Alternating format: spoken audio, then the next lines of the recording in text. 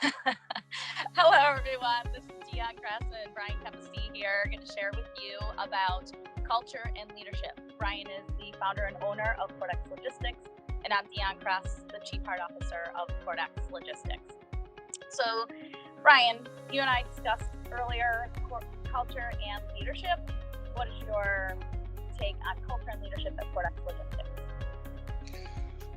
Well, we were going to talk about how difficult it is to drive it. We had an amazing bingo this week, which bingos at Portex are when we get accolades or shout outs from our clients.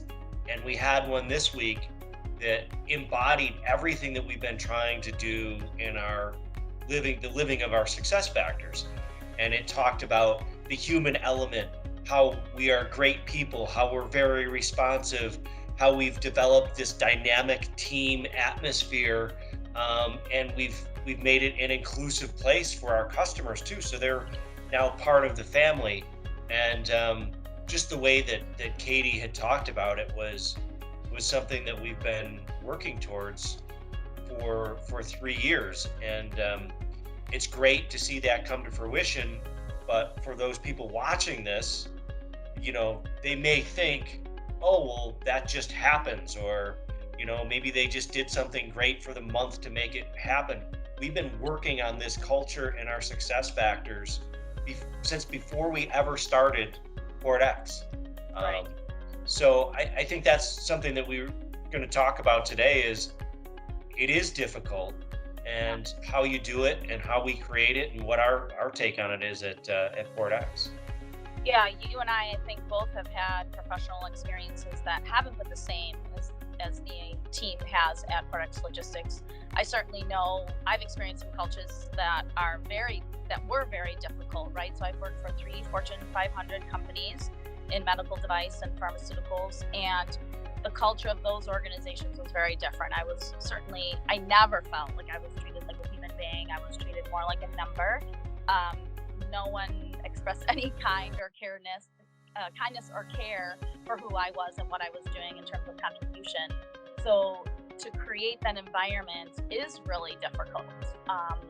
And to try and bring everyone together and experience that environment is very difficult. I know my experience has never been what I've experienced at Portex. And kudos to you for creating that. As you mentioned, Katie's bingo, she kind of talked about how you've taken some really dynamic people, you put them in a room, and maybe added a little alcohol, right? And that's part of the fun, weird Portex culture, right? Friday afternoons, we might have a cocktail at the end of the day, right? Just to kind of enjoy or celebrate the week together, which is part of the dynamic. But that certainly would not have happened in my past experiences. Yeah, and when I've worked with not for myself and worked with other outside organizations like that, you do your monthly business review. Did you meet your budget today? Did you not meet your budget? Yeah. And that's about it. And we're really, we always talk about enhancing people's lives, and we're trying to do that internally. We're trying to do that with our vendors. We're trying to do that with our customers.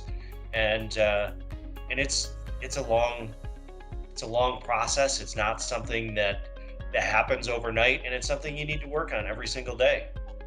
Well, and I think that the leadership team, yourself and myself, are always coaching real time. We talk about that a lot, and supporting and just listening to the people. Like, what do they need as human beings, right? Like, life is not easy. Life just keeps happening inside and outside of work. So how do we just support and hold people accountable in their work, but then also support them in the dynamics of what's happening in life, so that everything can kind of gel and blend together, moving everybody forward. And I think we've seen in the last few months, specifically since COVID hit, by supporting and caring for people and just helping and guiding them, Portex has been tremendously successful, following a lot of the Portex cultural factors, right? Do you want to talk about a couple of those, Brian? The success factors of Portex? Just maybe list off a couple so people know what they are. Yeah, the first one is wow the customer with a great experience. We talk about customer experience every single day and how they experience their interaction with Portex. And we had another one earlier today where, B pulled off a miracle and they're sending, gifts back and forth of different bands and different things, and how we pulled off this last minute miracle. But the main success factors is we wow everybody with our service. Yeah. And then we bring the human element. We bring the weird and a little bit of fun and create a family atmosphere. Yeah. And we do that every single day. And even when the going gets tough and we're hard on ourselves because, oh, maybe this one thing didn't go right, or, we didn't handle this situation as well as we could have. When you look at it from an overall perspective, we do a pretty damn good job of keeping that on track. And also part of those success factors that I always go back to is communicate. And you and I had talked earlier today about you and I talk every day, right? And touch base on what's happening with the team, what's happening with the leadership team, what's happening within the organization, where do we need to right the ship, if you will. And then I also talk to the leadership team almost every single day, because they're each in their lanes doing what they do as they contribute to the organization. But I talk to them every day and then go back to the team and again, right the ship as we need to make everyone's going in the right direction. And there's different dynamics that happen every day. Today on our Thursday conference call that we do with the entire organization, we had recognized there's a lot of stress in our industry right now. There's no chassis, there's no truck availability, pricing is going through the roof, there's a strike in Montreal, there's all these different dynamics that we need to deal with. And, the customers can get a little chippy and the shippers can get a little chippy. And we need to use our emotional intelligence that you've worked with the entire leadership team on. Identify, okay, let's just take a step back. Let's realize that we're all still humans. We all are going to get through this together. And let's just try to educate, communicate, and provide that wow at the end of the day. But it does take that recalibration all the time. And that's where you help the entire team say, all right, it's not that big of a deal. Let's just change our perspective, step back, and then move forward. Right, because if you take that moment, take a breath, pull yourself back, look at the big picture again, you're like, okay, in the grand scheme of things, is this a crisis? Maybe. But if you can take a step back and pull yourself out of, we can often get pulled into drama, right? And we can get very emotional and kind of get caught up in it, which doesn't help us to problem solve. But as soon as we take that step back, maybe talk to you or talk to myself or the team talk to each other, put things into a new perspective and say, okay, how do I go about this, like A, B, C to solve the problem, right? Because when you get all emotionally tangled in it, your mind is foggy, you can't come up with a clear plan, and it's a lot harder to solve. So, and it's easy to do in this crazy transportation world that has so many obstacles on the East Coast, West Coast, Canada.